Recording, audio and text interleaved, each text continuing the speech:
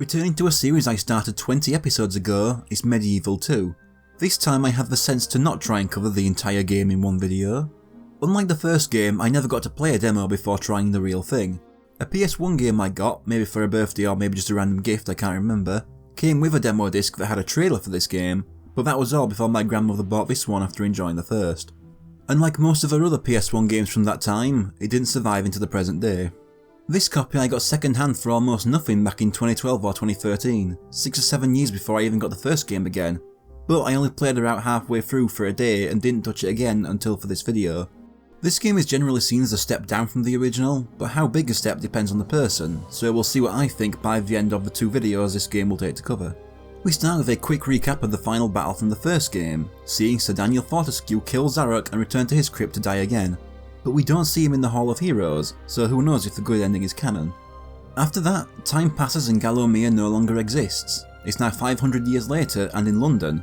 Dan's remains are now an exhibit in a museum next to a dinosaur skeleton, but outside there are these 3 dodgy guys.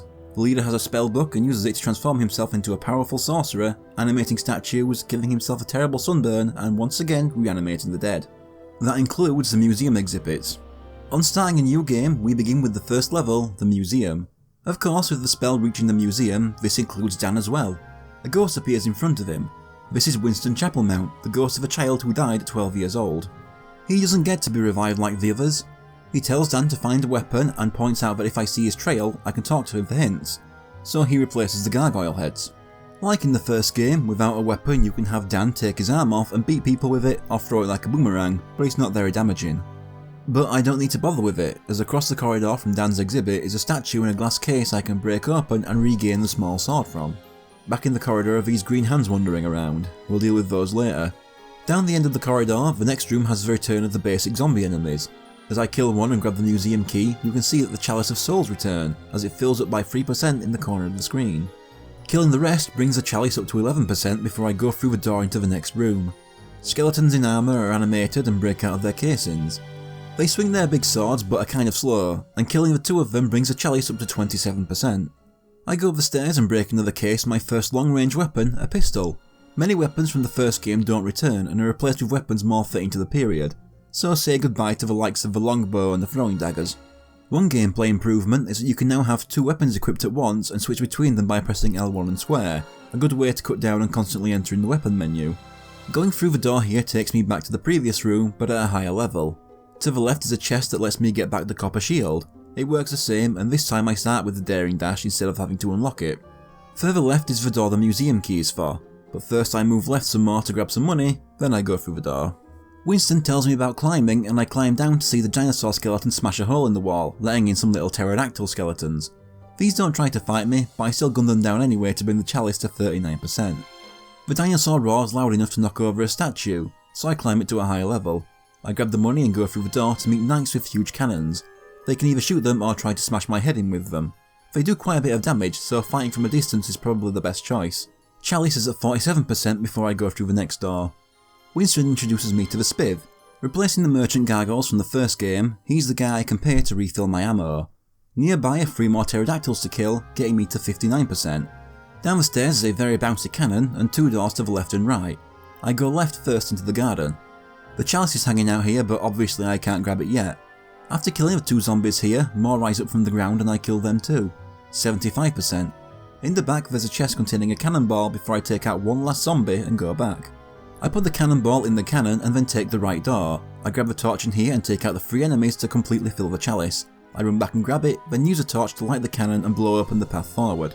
Going into the next room, I go right to climb a ladder and run around the top of the room to grab some more money and the dinosaur key.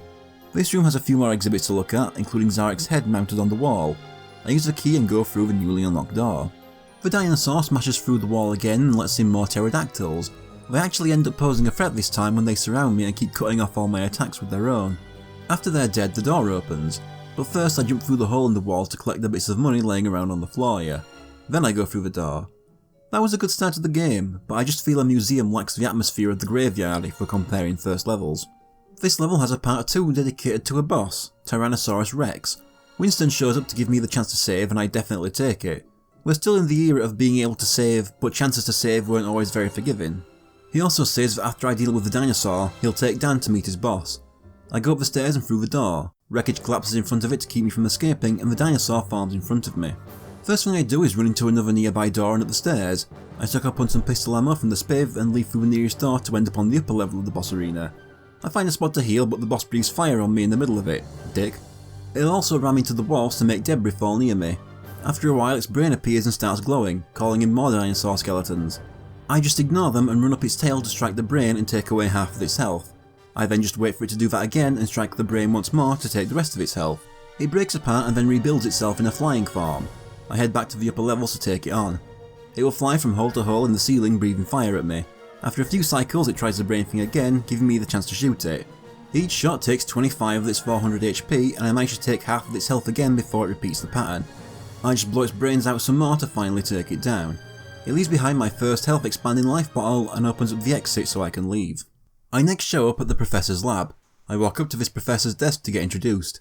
He's Professor Hamilton Kift, also a magician, inventor, and calls himself a master of the occult. The reason Dan is up and moving again is that someone has managed to obtain Zarok's spellbook. Then we get my least favourite change from the original to this.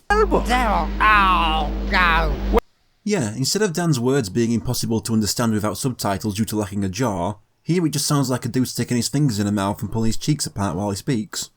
Not a fan. So people have been looking for the book for hundreds of years, with a few pages only turning up the previous year. Kift wants Dan to find the extent of the damage as he is imprisoned in this sewer with no power.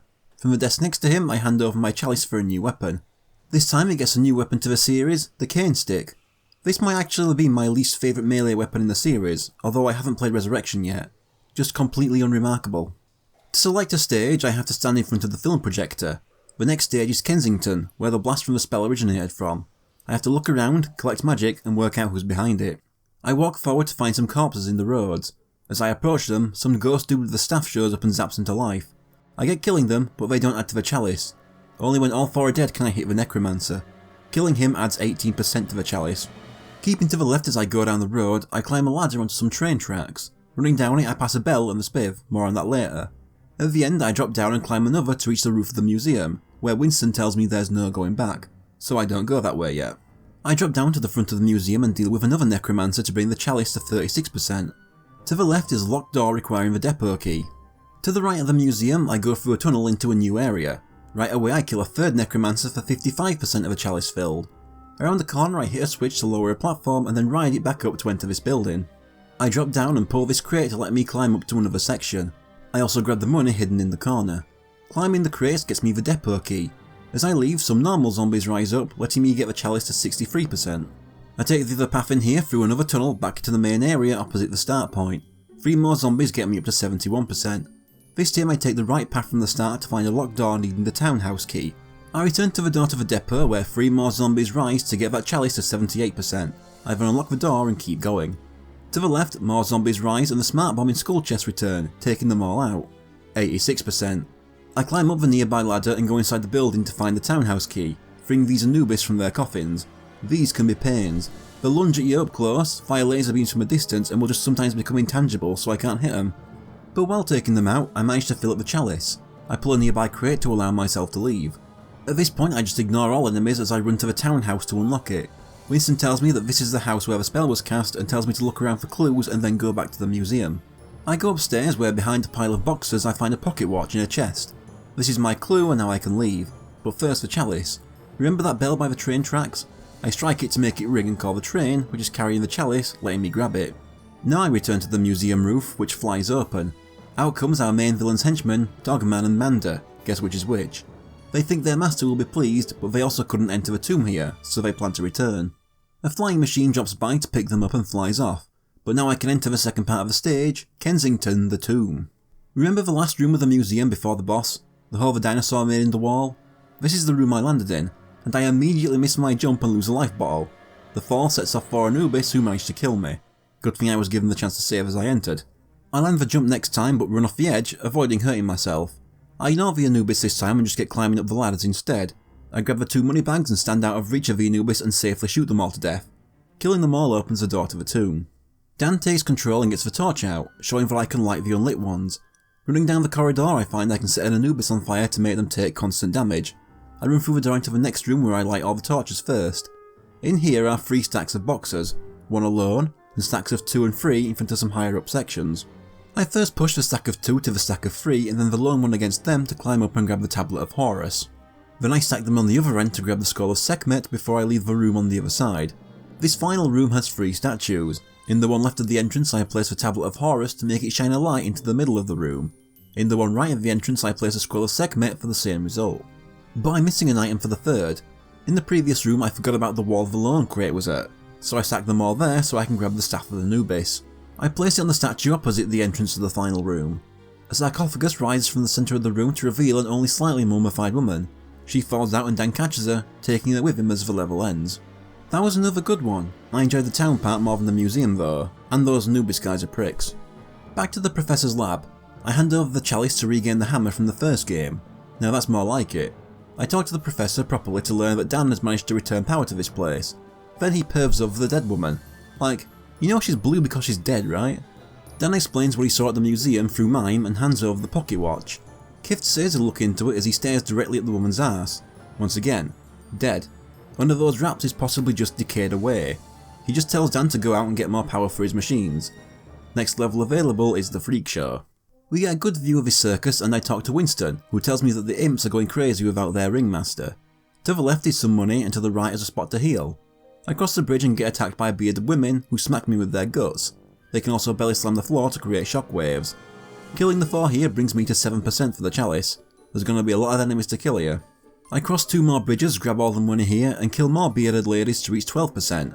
Instead of heading through the gate in front of me, I go left into a tunnel. This is where I can find the imps. Killing the 2 here bring me to 16%.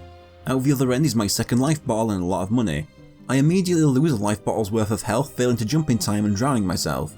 It just takes me back to the beginning anyway, so I go back the way I came and head back to the Fountain of Rejuvenation. And here is what I consider to be the worst change from the original game.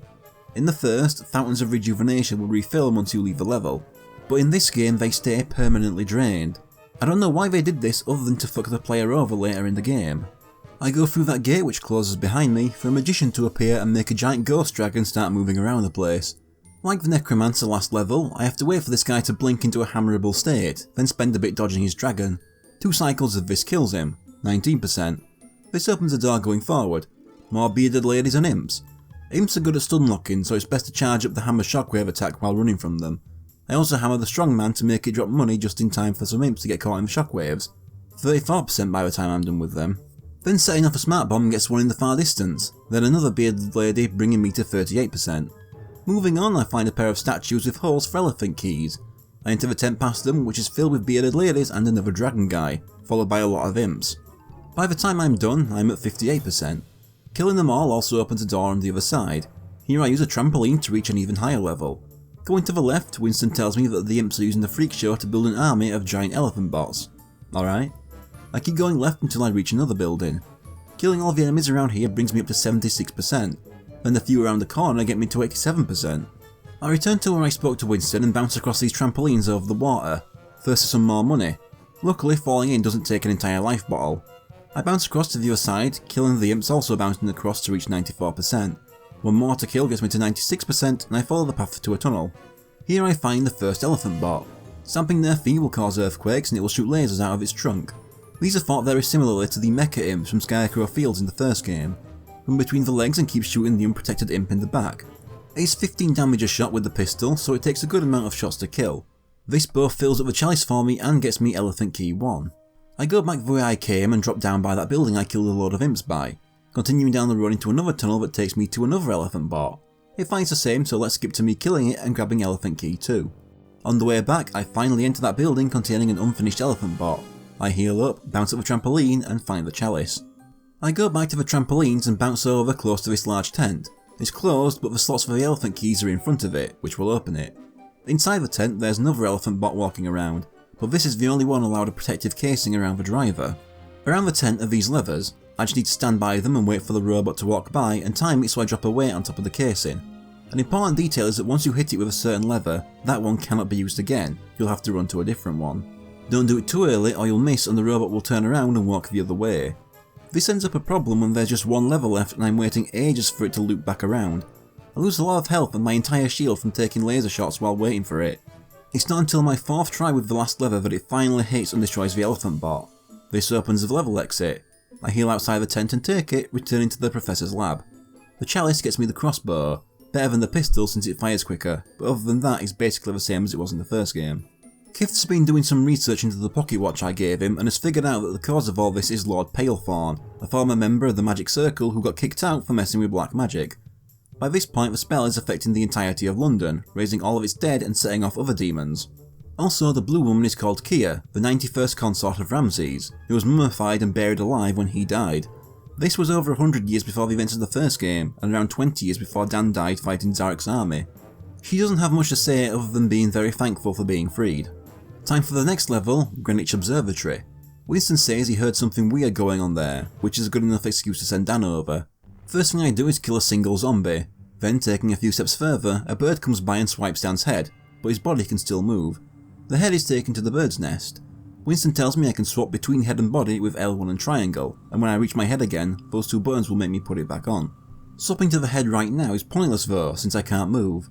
I continue to follow the path taking out more zombies. I actually end up going back to the small sword. Even though the hammer is stronger, it doesn't stun the zombies as long and can let them get some hits in. Gotta avoid bird shit too. By the time I've reached this gate at the end of the path, I fill the chalice to 23%. That shitting bird then takes like a million crossbow bolts before it goes down. 29%. Going through the gate takes me to the observatory. Winston tells me the entrance is barred, so I'll have to find another way to get in. He tells me I should check across the river. First I do a lap around the observatory to kill the zombies. I find a smart bomb to speed this up and a new copper shield to replace the one I lost. By the time I've killed them all, the chalice is at 43%. While I can't enter, I can climb a ladder near the entrance to find the bird that's got my head. I shoot it down and take my head back. Then behind the observatory, I take the tunnel to the next area. More zombies to kill here, getting me to 54%. At the first fork, I turn left and climb the ladder to this roof, then plant several bolts in this bird's arse. I climb another ladder for a much needed fountain of rejuvenation. But that's all for that way, so I go back to the fork and go right. It's here where a green squid thing will jump up and latch onto a headless corpse to take control. They'll jump around and spit purple shit at me. There are other zombies around, but killing them just opens up another potential body for when I beat the squid off its current one. Once it's off, I just hammer it to death. 65%. I can also smash up the lingering bodies with the hammer in case there are any others, as there is a little further on, along with another bird, followed by another squid right after. 76% by the time I'm done with them. As you can see, the river is drained around here, so I'd need to jump between these boats. But first I drop to the ground below to clear out the enemies and grab the money hidden around here. By the time I've killed them all, I've jumped up to 94%. I get back on the boat I dropped from and go around the back. I can see the chalice on another boat in the back, and around the back of this one is my 3rd life bottle. I then enter that boat. There are 4 numbered switches with meters that fill when I hit them and a spot to place my head. Then I get stuck. Every time in my life I've played this level, I always get stuck at this part. I can never figure out what to do, and the solution is very simple. What I have to do is switch to my head and go in first person. This shows how many times I need to hit the switches. So I make them match, which lowers a bridge outside to another boat. I take my head back and head to that bridge. 2 more squids drop down on the way so I can fully fill that chalice. I cross that bridge and get jumping across these boats until I reach a lever that raises a bridge to the other end of the river. But before I cross it, I jump across to the boat with the chalice and grab it. The bridge takes me to another boat and I can jump off at the other side, kill the enemies and follow the path to the end where there's money and Winston, who tells me I can't go back once I go through this door. But I have the chalice so it's fine. I go through the door to reach the Greenwich Naval Academy. I'm shown a building surrounded by zombies with cannons on the roof and a sort of dragon hot air balloon thing. While I try to clear out the enemies, another bird steals my head. Killing all the enemies puts me in a very bad state, but thankfully there's another fountain of rejuvenation nearby, but it doesn't really heal me by that much. I enter the building and clear that out of enemies too. I take the ramps up and out to the roof where the balloon is, and I can drop down and take my head back. I head back inside, and halfway between the ground floor and the roof is another device to stick my head in. It will then sink into the acid where it can see an object down the bottom. On the ground floor are switches that make the magnet up top move in a certain direction. I just have to use a sight from my head to line it up with the object and lower it to pull it out and grab myself the bellows. I take them to the balloon on the roof, put them in place, use a torch to light it and keep jumping on them to get moving and finish the level. I had a pain with the first puzzle, but this wasn't too bad. If anything, the enemies were a bigger pain than anything else. We cut to inside the observatory, with Dogman and Manda messing with a telescope, when Palethorn shows up. Manda has tinkered with it to show them the locations of all the remaining spellbook pages. They start the machine, but Dan crashes through the roof on the hot air balloon, completely destroying the telescope. Palethorn leaves the other 2 to deal with Dan. Mando will try and keep a distance firing lasers, while Dogman will just run in close to punch me. There's a room in the back I can hide in to heal and buy from the spiv. I try to keep a distance myself and keep spamming the charged shockwave from the hammer to hit them without needing to get too close. I managed to defeat Dogman with this, but doing so grants Mando super speed. So he's always running all over, creating shockwaves, firing projectiles and twirling into me. I just take the hits and repeat my strategy until he's defeated too. I can finally leave and return to the Professor's lab. This time the chalice gets me the axe. Like in the first game, it can also be thrown. Knowing that Paleform doesn't yet have all the pages is the best news we could give the Professor. They just have to get the rest of the pages before him. Next level is Kew Gardens, which is where Winston has traced Paleform. We get a cutscene with Paleform's crew. They manage to locate one page of the book before Dan destroyed the telescope. He's not happy to hear that Dan escaped. I quite like that Paleform just sounds like some guy. Like, the acting isn't amazing or anything, but he just sounds so calm most of the time, and I think it works. It does mean he doesn't quite have the presence that Zarok did though. We see him pull a lever which sets a pumpkin monster onto some poor civilian. When I start, Winston tells me that mutated plants have taken over the entire area. First I go right and get ran over by a giant pumpkin before I grab the potting shed key. Taking the left path has me dodging a couple more rolling pumpkins and finding my 4th life bottle. Here the mutated pumpkins start attacking me. As I kill them, you can see I already have a good chunk of the chalice already filled in. If you remember the first game, you know what that means. These lot also drop antidotes when killed, we'll get to those in a bit. Killing this lot leaves me at 48%. Following the path also gets me smaller rolling pumpkins and ones that try to run at me, but these don't count towards the chalice. I run past the front door of the main building to grab some money, kill 2 pumpkins and unlock the potting shed. In here I grab the water tank valve and now I can enter the main building. Winston lets me know of humans being turned into pumpkins when they get attacked by the mutants. Yeah, this is why I start with some of the chalice filled. Gotta keep people alive or their deaths will lower my percentage. I have to use the antidote on infected humans to keep them alive, a little like the good lightning in the final level of the first game. So I jump down and do a very bad job keeping them alive. My blindly throwing the axe to hit any enemies doesn't help and I end up taking out a couple of grannies myself. When I kill a 3rd guy myself, I decide to quit and restart the level. Next time I put the antidote to use and I just barely save all 3 people. This has me at 60%. I can climb the giant leaves back up to the 1st floor. There's a ladder in that section but I can't get to it yet, so instead I take the door in the back to the next room. Across from the entrance is another door, but it's blocked by a flower spitting fireballs at me. There's another room off to the left, but first I jump down below to heal, grab some money and fight some pumpkins. By the time I'm done, I'm at 66% and I go through that tunnel to the left.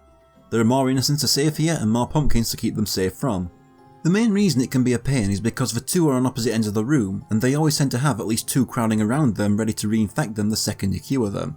It ends up leaving me with no other choice than to let one of them die to save the other. I don't have to save them all, just not lose enough I can't fill the chalice.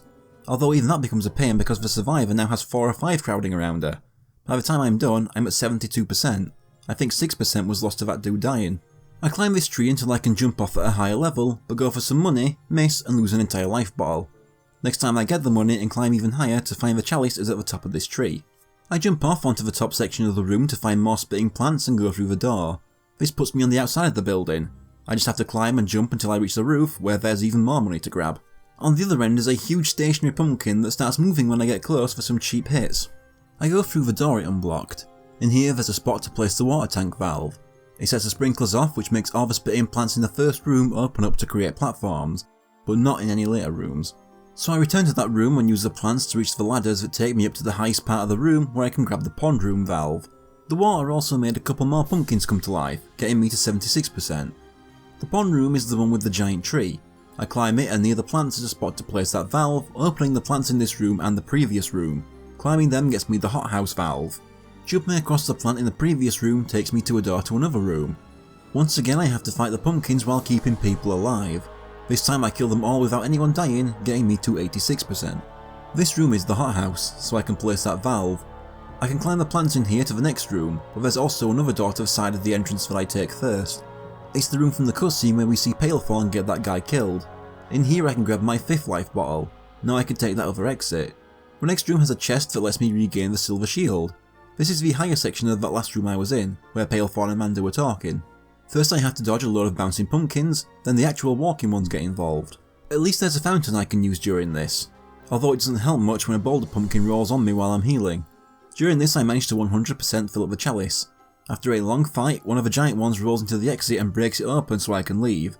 So I backtrack and grab the chalice so I can finally finish this level. Not a bad level, but the moments where I'm defending people are a pain thanks to the way the enemies work. If this game gets remastered like the first, making those parts less annoying would be much appreciated. But thanks to it, it is my least favourite level so far, and probably second least favourite in the entire game. Back to the Professor's lab where he and Kia are nowhere to be seen. Instead, Winston's waiting for me. In exchange for the chalice, the Professor has made me some bombs. We're not told right away, but we're already in a new level called Dankenstein. There's a room opposite the projector which is where the Professor and Kia are. Palethorn is about to launch an attack and has made a giant monster to take them on. So the Professor is going to make his own using Kia's knowledge of embalming. He already has a head, somehow, and needs me to go gather the limbs for him. I have 8 minutes to do this, but time is kind enough to freeze me while I read an entry in the Professor's diary from a year earlier. Last year he found a way to reanimate several amputated body parts that then mutated into monsters, and he released them into the underground for his own safety. He concluded that the experiment was a failure until he met Kia, and this leads to now. Back in the main room, the door to the right of the projector is open. So in this room with the demon train moving around, there are several mutants that will drop the Professor's reanimated limbs when I kill them. I kill the one with the right arm and take that. A limb has less than 20 seconds to be taken back to the Professor before it spoils and I have to find another. However, grabbing a new limb resets the timer, but makes me drop the first limb I was carrying. I take the right arm back to the Professor and place it on the slab. In the same area I found the last limb, I find my 6th life bottle in the corner and grab a right leg. I place that one and while killing looking for my next limb, I've already filled the chalice. In the left corner of the room nearest to the door, I grab myself a left arm and take that back. Then in the same spot I grab a left leg, just 2 left. Now it's time to get on the train tracks and follow them up to a tunnel.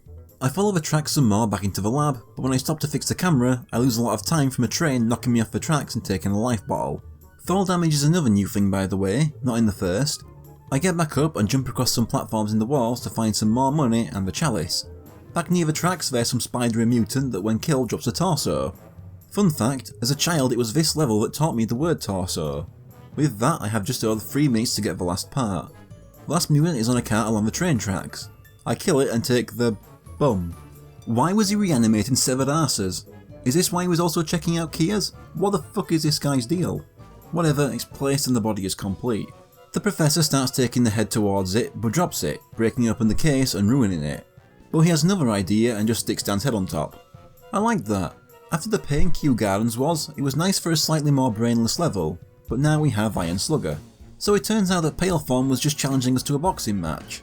Things don't look too good for Dankenstein, as he has 0 wins, while Iron Slugger has 40 straight wins and weighs 160 pounds more.